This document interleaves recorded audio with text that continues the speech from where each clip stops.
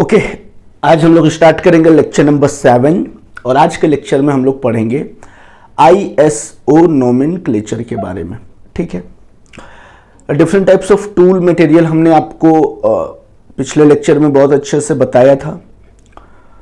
बहुत सारे cutting tool geometry भी हैं जो आप MTT का एक आप देखिएगा एक सेक्शन होगा मशीन टूल टेक्नोलॉजी का, प्लेलिस्ट में जब आप जाएंगे देखेंगे MTT थर्ड सेमेस्टर में एक पेपर था, उसमें लेक्चर नंबर 10 आप पढ़ लीजिएगा। लेक्चर नंबर 10 में हमने बहुत अच्छे से ज्योमेट्री बताया है सिंगल पॉइंट कटिंग टूल का। वहाँ फेस क्या होता है, रेक क्या होता है, क्लियरेंस एंगल क्या होता है, पार्टिंग, ग्रूविंग, ये सारी चीज़ें बहुत अच्छे से मैंने वहाँ पे बताई है। नोज रेडियस किसे बोलते हैं, ठीक है, नोज क्या होता है। तो एक ही चीज़ को बार बार बताना, लिखवाना तो वेस्टेज ऑफ टाइम है। तो मैं आपको बता दिया lecture number 10 machine tool technology, playlist में आप जाकर आप देख लोगे। मैं नेक्स्ट टॉपिक बता रहा हूं ISO नोमेनक्लेचर। ISO का जो फुल फॉर्म होता है इंटरनेशनल ऑर्गेनाइजेशन फॉर स्टैंडर्डाइजेशन। ठीक है, इसी के तहत क्या होता है, बहुत सारे जो कंपोनेंट होते हैं उसका डिजाइन किया जाता है, उसका शेप, उसका साइज सब कुछ सेम रहेगा, चाहे आप उसे इंडिया में खरीदिए या उसे आप अमेरिका में खरीदिए। अगर आपके पास स्पेसिफिकेशन है तो आपको same tool material, same size का, सेम जो भी उसमें मटेरियल का इस्तेमाल किया गया है सब चीज़ सेम टू सेम मिलेगा। ठीक है, तो ISO नोमेनक्लेचर इसलिए ही इस्तेमाल होता है सो दैट कि आप जो भी चीज़ परचेज करें वो सेम क्वालिटी का, सेम साइज का, सेम डायमेंशन का हर जगह आपको मिले। जैसे आप मान लीजिए कि देखिए ना, जैसे ये ISO से रिलेटेड नहीं है, लेकिन आप देखिए, आप कोका कोला या कोई भी आप कोल्ड ड्रिंक पीते हैं तो आप भारत के किसी एक स्टेट में पी लीजिए या फिर किसी दूसरे स्टेट में पी लीजिए या फिर सेम ब्रांड का आप विदेश में जाकर पी लीजिए, टेस्ट बदलता नहीं है, टेस्ट सेम होता है। गेटिंग और नॉट? उसी तरह से ISO नोमेनक्लेचर में कुछ स्पेसिफिकेशंस होते हैं जिसके मापदंड पर क्या होगा, आपको जो भी चीज़ें आप खरीदेंगे वो सब चीज़ समान होगा। ठीक है, so it is a standard coding system. ये कोड के फॉर्म में होता है, डिफरेंट टाइप्स ऑफ कोड होते हैं, उस कोड से पहचाना जाता है। Coding system use to identify CNC tool holder and insert. Tool holder and insert, ये दो वर्ड बहुत ही इंपॉर्टेंट वर्ड है CNC मशीन में। टूल होल्डर किसे बोलते हैं? A tool holder is a device used in CNC machine to hold and support the cutting tool. आप देखे होंगे ड्रिलिंग मशीन, है ना, तो ड्रिलिंग मशीन में क्या होता है, इस तरह का मान लीजिए ये घूमता है, स्पिंडल से कनेक्ट होता है और ये ड्रिल बिट होता है ना, अलग अलग साइज का ड्रिल बिट होता है। अगर आपको ड्रिलिंग करना हो तो इसको बोलेंगे टूल होल्डर। इसको हमने यहाँ पे घुसाया, टाइट कर दिया, गेटिंग और नॉट, और इसको बोलेंगे इंसर्ट, और जिसके अंदर में घुसा रहे हैं, जो होल्ड कर रहा है, इसको बोलेंगे टूल होल्डर। उसके बाद स्पिंडल जब घूमेगा काफी स्पीड से मोटर की मदद से तो आपका इंसर्ट भी घूमेगा और आपका ड्रिलिंग हो जाएगा। तो गेटिंग, टूल होल्डर मतलब जो टूल को होल्ड करके रखेगा, जो पकड़ के रखेगा, दैट इज टूल होल्डर। और इंसर्ट उसको बोलेंगे जो एक्चुअली कटिंग का काम करता है, जैसे drill bit in case of drilling. And insert is a small replaceable cutting. हम अलग अलग साइज के हम लोग इंसर्ट का इस्तेमाल करते हैं, है ना, जैसा रिक्वायरमेंट हुआ हमने खोला, दूसरा लगा दिया।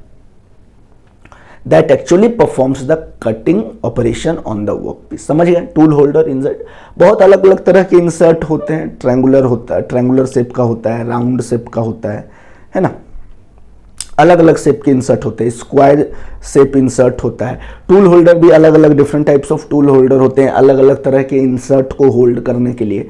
ठीक है, तो देखिए, इट प्रोवाइड्स इंफॉर्मेशन अबाउट, अच्छा, ISO नोमेनक्लेचर जो कोडिंग के फॉर्म में होता है वो कौन कौन से इंफॉर्मेशन प्रोवाइड करेगा, उससे आपको शेप के बारे में पता लगा सकते हैं, साइज के बारे में पता लगा सकते हैं, उसका क्लियरेंस एंगल कितना है, उसका टॉलरेंस कितना है, टॉलरेंस हमने आपको बताया था, और उसका क्या एप्लीकेशन है, उसका कहाँ इस्तेमाल कर सकते हैं। ये सारी चीज़ें ISO नोमेनक्लेचर से हमें पता चल जाती है। ठीक है,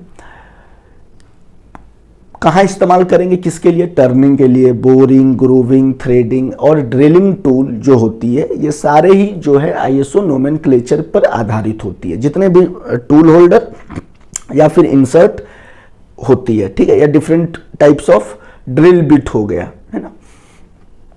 ISO code which helps in easy selection, इससे क्या होगा, आप बहुत आसानी से सेलेक्ट कर सकते हैं। खराब हो गया तो आप आसानी से आप बस ये आईएसओ नोमेनक्लेचर लेकर जाइए दुकान में, आपको वो रिप्लेस करके दे देगा तुरंत, है ना। और ये क्या होता है, इंटरनेशनल स्टैंडर्डाइजेशन को भी फॉलो तो करता ही है, इसलिए तो काफ़ी ज़्यादा ये आसान है इसका सिलेक्शन और रिप्लेसमेंट, ठीक है।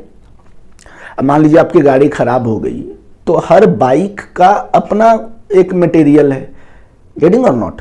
कोई भी कार है तो उसका अपना कंपोनेंट है, अपना मटेरियल। अब जिस ब्रांड का कार होगा और उसमें जो चीज़ फिट होगी आप वही चीज़ खरीद कर लगाओगे ना, तो वो कैसे पता करोगे, आप बताओगे कौन सा कार है, किस ब्रांड का कार है, अंडरस्टूड और नॉट। आप सारा उसका आईएसओ स्टैंडर्ड बताओगे तो आपको चीज़ें अवेलेबल हो जाएगी इजीली, अंडरस्टूड।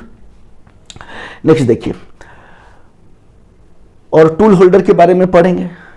आईएसओ नोमेनक्लेचर किसका पढ़ेंगे, टोटल 7 चीज़ों का हम लोग आईएसओ नोमेनक्लेचर पढ़ेंगे। गर्मी बहुत ज़्यादा है, ठीक है, इसलिए आप लोग पेशेंस रखिए, पढ़िए। मुझे बहुत सारा काम होता है, उसके बावजूद भी टाइम निकाल कर मैं आपके लिए लेक्चर बनाता हूँ। आप लोग पेशेंस रखिए।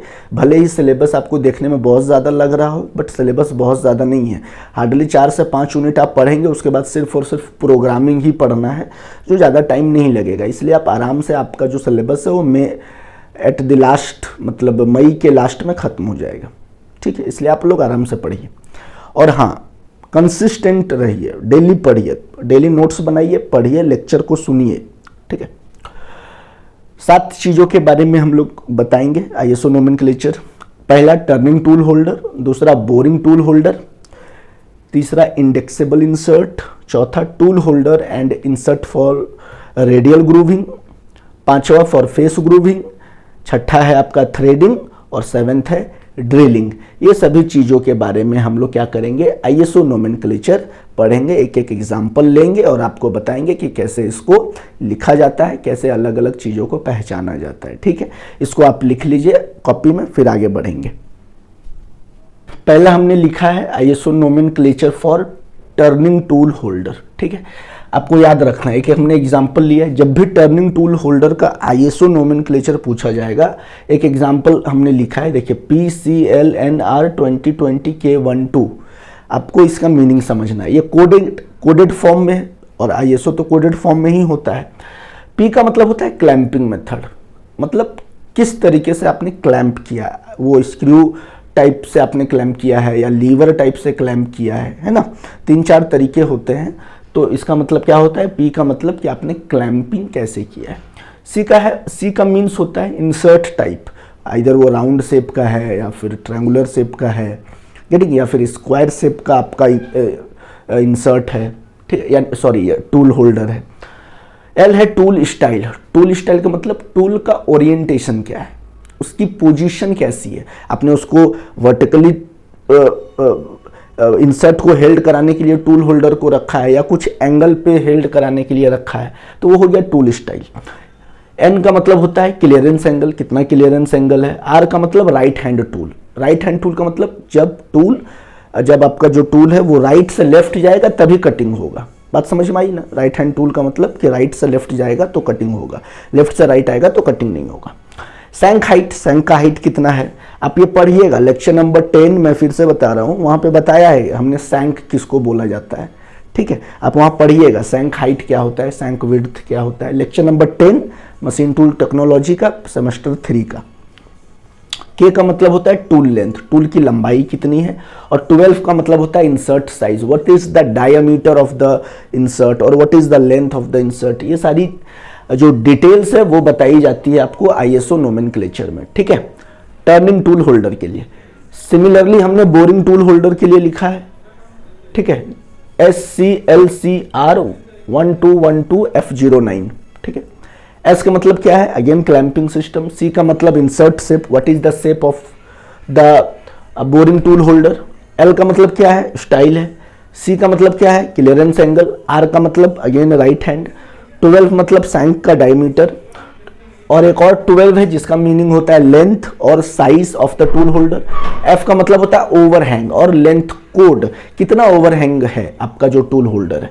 और 9 का मतलब हो गया insert size, what is the size of the insert जिसके अंदर में आप टूल डालेंगे। ये चीजें आपको याद रखना, अगर आप एक को याद रखते हैं उसके बाद अब दूसरा अगर पढ़ेंगे तो बहुत आसानी होगा। ठीक है, 2 हो गया और 5 बचे हुए हैं, इस 2 को लिखिए। ओके, और जो बाकी 4 या 5 बच गए थे हमने यहाँ पे लिख दिया है। बहुत ज़्यादा इंपॉर्टेंट नहीं है आपके एग्ज़ाम के लिए, बट ठीक है आपके नोट्स में रहेगा तो इसलिए हमने लिखवा दिया। इंडेक्सेबल इंसर्ट के लिए आपका CNMG 120408 हमने उसका मीनिंग लिख दिया है। Similarly tool holder and insert for radial grooving के लिए MGEHR 2023, इसका मीनिंग क्या है? 20 × 20 सैंक साइज, मतलब 20 लेंथ होगा और 20 विड्थ होगा, याद रखिएगा। सिमिलरली थ्रेडिंग के लिए, ड्रिलिंग के लिए और फेस ग्रूविंग के लिए हमने ISO नोमेनक्लेचर लिख दिया है। ठीक है, आई होप आपको साफ साफ दिख रहा होगा, आप नोट्स में लिख लीजिए। बहुत इजी है, बहुत ज़्यादा टफ नहीं है इसे याद रखना। ठीक है, चलिए लेक्चर 1 और लेक्चर 2 तो बहुत बेसिक, यूनिट 1 और यूनिट 2 बहुत बेसिक यूनिट था CNC मशीन का। अब जब यूनिट 3 स्टार्ट करेंगे तो यहाँ से काफ़ी ज़्यादा इंपॉर्टेंट हो जाता है आपके एग्ज़ाम के लिए। यूनिट 1 भी काफ़ी ज़्यादा इंपॉर्टेंट है एग्ज़ाम के लिए। यूनिट 2 में बेसिक है, बट आपको आगे डिटेल्स पढ़ने के लिए ये सभी चीज़ों की जानकारी होनी चाहिए, तभी आप आगे अच्छे से चीज़ों को समझ पाएंगे, पढ़ पाएंगे। ठीक है, तो चलिए यहाँ पर हम इस लेक्चर को द एंड करते हैं और इसी लेक्चर के साथ आपका यूनिट 2 कंप्लीट होता है। यानी कि यूनिट 1 और यूनिट 2 2 यूनिट हमने आपको पूरा करवा दिया है। आप नोट्स बनाइए, पढ़िए, रिवीजन कीजिए। अगले लेक्चर में नए यूनिट, नए टॉपिक के साथ हम आपसे मुलाकात करेंगे। तब तक आप अपना ख्याल रखिए और मुझे दीजिए इजाज़त। जय हिंद।